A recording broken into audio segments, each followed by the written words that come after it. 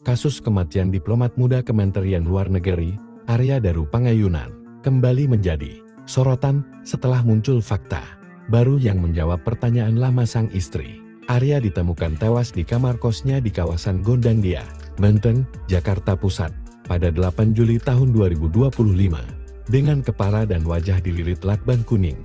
Belakangan, terungkap bahwa ponsel milik Arya Daru sempat aktif kembali setelah ia dinyatakan meninggal dunia. Padahal, saat kejadian, ponsel utama korban dilaporkan hilang dan belum ditemukan.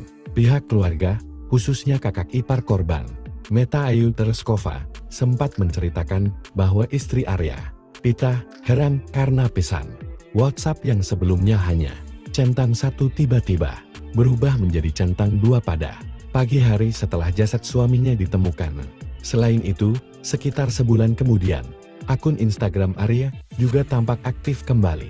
Hal tersebut sempat membuat pihak keluarga terkejut karena terlihat tanda hijau di fitur pesan langsung DM, seolah akun itu sedang online.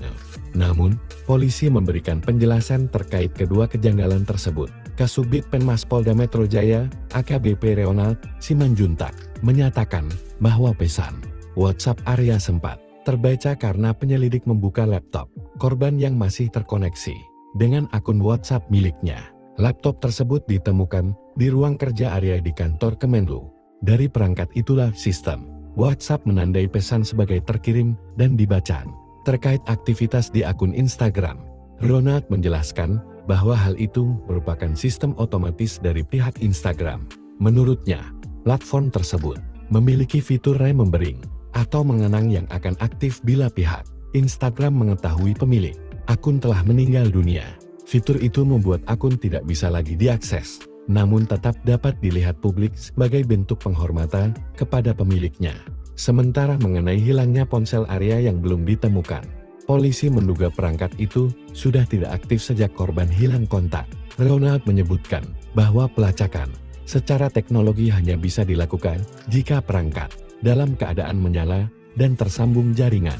Karena ponsel tersebut mati, maka keberadaannya tak dapat dideteksi oleh tim penyelidik. Dengan penjelasan ini, sejumlah misteri yang sebelumnya menimbulkan tanda tanya bagi keluarga akhirnya mulai terungkap, meski penyelidikan atas kematian diplomat muda tersebut masih terus berlanjut.